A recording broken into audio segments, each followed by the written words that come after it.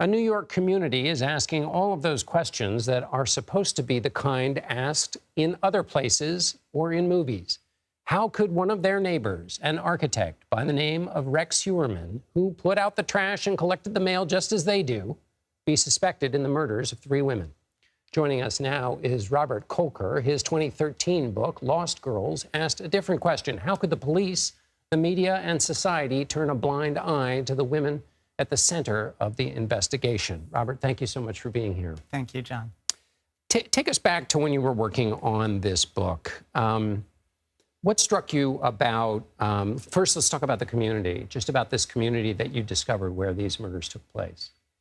This case really started on the barrier islands of Long Island. When people think of New York City, they think about how populated it is, how many people there are, but this is a desolate area that's very close to the city. It's off on the southern beaches, and only really the locals know about it. There's a community called Oak Beach where a woman named Shannon Gilbert disappeared. The police never really found her or had any leads. 7 months later, they found 4 sets of human remains, all women like Shannon. None of them were Shannon, and these are the 4 women who are involved in the arrest that happened last week. But this was 12 and a half years ago when they found those bodies. That's an eternity for the family members of the women who've been waiting for answers. It's amazing. It's a stunning development because, John, the important thing here is that there has been no movement in this case for 12 years. There have been no persons of interest, no declared suspects, no arrests, no one brought in for questioning, no nothing. And now suddenly we have this guy who's been hiding in plain sight.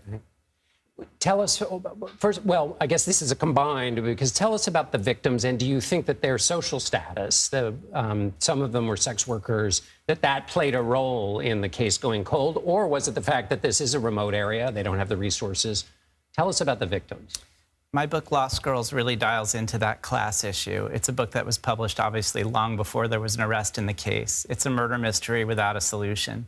And instead, what I do is I try to get at the humanity of the victims, because the sad fact is, in a lot of these serial killer cases where the killer is targeting escorts, the escorts are plot devices in a ready-made Hollywood narrative. And I wanted to do the opposite. I wanted to understand their lives, their families, and understand why people in power, like the media and the police, might have not paid enough attention to them, might not have helped them when they were vulnerable. Why killers target people like that?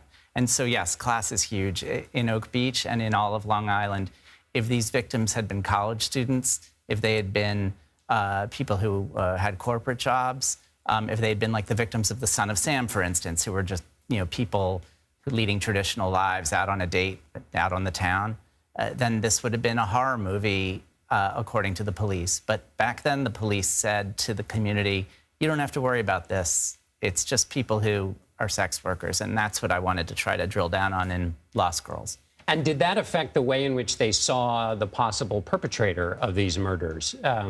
Did they reverse engineer a murderer because of that class way that they looked at the victims? I think they were right in a lot of ways about who this person would be, someone who understood the area, because where these bodies were found was not an obvious place for a tourist. Someone who commuted into Midtown, because there were cell phone pings from some of the victims' phones that suggested movements in Midtown. A man of a certain age. It's a little more surprising that this suspect has such a public-facing job, has corporate clients and perhaps even well-known people circulating with him. You would think he'd be more of a loner. Like Joel Rifkin, another Long Island serial killer from a long time ago, he was a loner.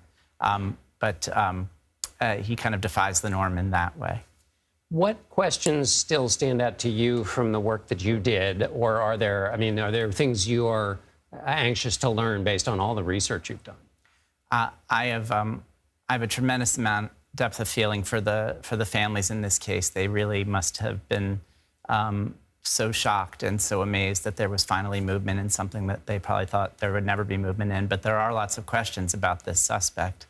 The first is, why did the police only lock in on him a year ago? If he was, as neighbors said, a creepy guy, if he did fit the type, if he did have 92 gun permits, and lived in Massapequa Park, wouldn't he have been someone to pay attention to a little bit earlier? And so the timeline of The investigation is something that I'm sure will come out soon and we'll learn more about. But the biggest question of all, John, is are there other victims? Right. We know there are other sets of human remains that aren't accounted for out in Long Island. We know there are unsolved mysteries out there still. This is an ongoing case, but this is just an arrest for 4 murders. Who else might he be responsible for? It's hard for me to believe that he would have quit in 2010. Perhaps he continued to hurt people for the last 12 and a half years. And that, to me, is the big question. Is it a question your research leads you to suspect an answer to? I mean, are there others of these victims who you think, surely? It seems a little, grisly, but that's the big thing that my colleagues and I talk about now. We say, well, do they ever quit? Do they ever retire? The Golden State Killer in California, he was in his 60s sometime when he stopped killing. This suspect, Rex Harmon, isn't that old. He was, much younger, 12 years ago. You just have to wonder who stops. Robert Kolker, thank you so much for coming in. Thanks, John.